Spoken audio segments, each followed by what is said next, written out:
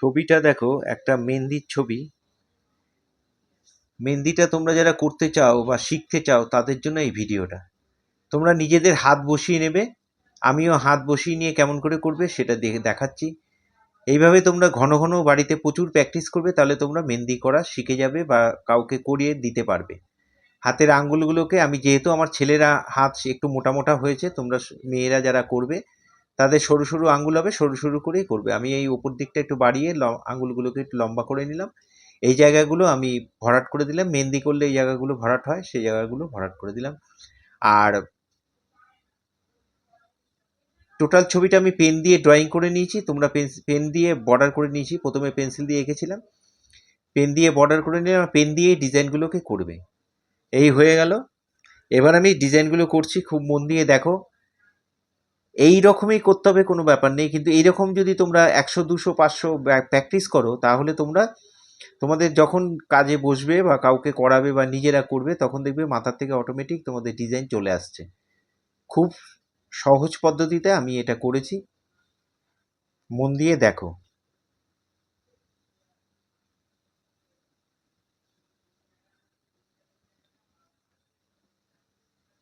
এখানেও ডিজাইন করে দিলাম। প্রথমে এরকম ভাগ করে নিয়েছি, তারপর আমি এই ফাঁকা ফাঁকার মধ্যে আমি ডিজাইনগুলোকে করে দিচ্ছি।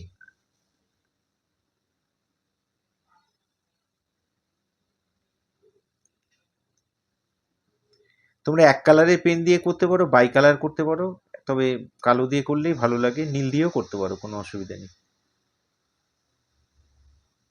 ডিজাইনগুলো করার সময় একটা জিনিস খেয়াল রাখতে হবে, সেটা হচ্ছে মোটামুটি যেন প্রত্যেকটা সমান হয়। একটু 19-20 হতে পারে, সেগুলো ধরা পড়ে না খালি চোখে, এবং দেখতে যেন ভালো লাগে সেটাও তোমাদের মাথায় রাখতে হবে।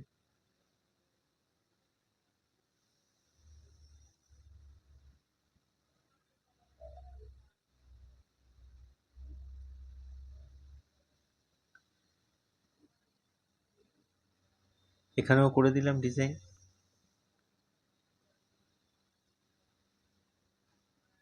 এবার আঙ্গুলের মধ্যে ডিজাইনগুলো করছি।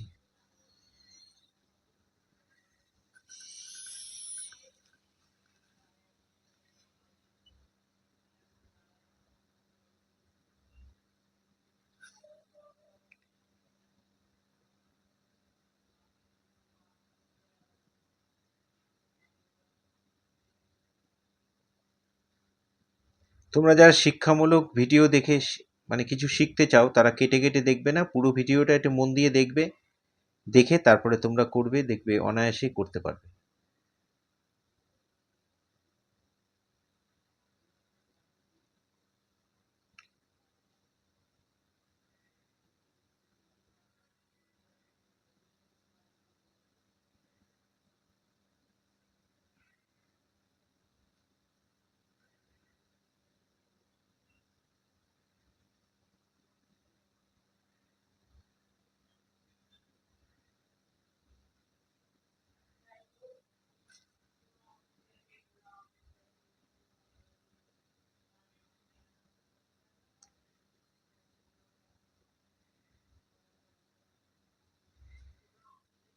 এই ধরনের ভিডিও প্রতিনিয়ত পাওয়ার জন্য অবশ্যই আমার একমাত্র YouTube channel Suryadip art gallery.